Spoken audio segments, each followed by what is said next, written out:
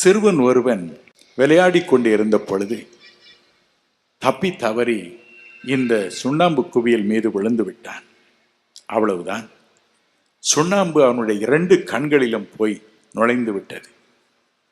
சுண்ணாம்பு எப்பொழுது தண்ணீரோடு கலக்கிறதோ அப்பொழுது அது கொதித்து எழ ஆரம்பிக்கும். அப்படியே அது வெடிப்பதை நீங்கள் பார்க்கலாம். பயங்கரமான ஒரு உஷ்ணம் அதில் உண்டா. தண்ணீரை ஊற்ற ஊற்ற சுண்ணாம்பில் நெருப்பு போல பற்றி எரியும் உஷ்ணம். ஆகவே அவனுடைய கண்கள் எரிய ஆரம்பித்தன. கதறி அழுதான். அக்கம் பக்கத்தில் இருந்தவர்கள் கூச்சலிட்டார்கள், என்னப்பா நீ சுண்ணாம்புல போய் விழுந்து விட்டாய். அப்பொழுது அந்த கிராமத்து வைத்தியரை ஒருவர் ஓடோடி சென்று அழைத்து வந்தார். வைத்தியர் சொன்னார், ஐயோ, அந்த கண்ணில் உள்ள ஈரத்தில் இந்த சுண்ணாம்பு கலக்க கலக்க கலக்க கண்ணே எரிந்து விடுமே, கண்ணே வெந்து விடுமே. ஒரே வழிதான் இதற்கு உண்டு. ஏதாவது ஒரு ஆட்டை கொண்டு வாருங்கள், மாட்டை கொண்டு வாருங்கள், அதை வெட்டுவோம். அந்த இரத்தத்தை நாம் இந்த சிறுவனுடைய கண்களுக்குள் ஊற்றுவோம். அந்த இரத்தம் மெல்ல மெல்ல உள்ளே சென்று சுண்ணாம்பை அப்படியே வெளியே எடுக்கும். சுண்ணாம்பின் காரத்தை மாற்றும்.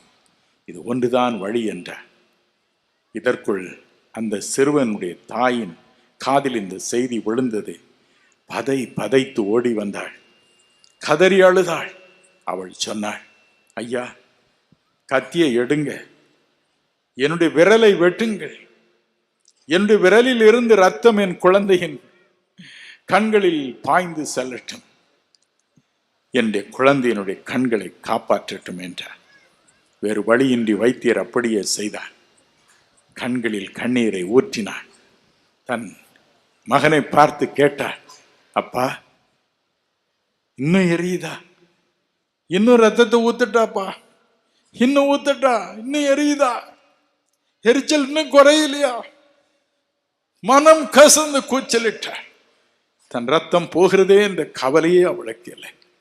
வைத்தியரிடம் கேட்டாள், வைத்தியர், இன்னும் ரத்தம் வேணுமா? எவ்வளவு நாளும் ஊத்துங்க, என் பிள்ளை கண்ணு எப்படியாவது பிழைத்தால் போதும். தாயின் அன்பு. என் அன்பிற்குரியவர்களே, நம் அருள்நாதர் இயேசுவும் அப்படித்தான். மனு உருக்கொண்டு இறங்கி வந்த தெய்வமாக்கிய அவர் சிலுவையில் தம் இரத்தத்தை சிந்தினார்.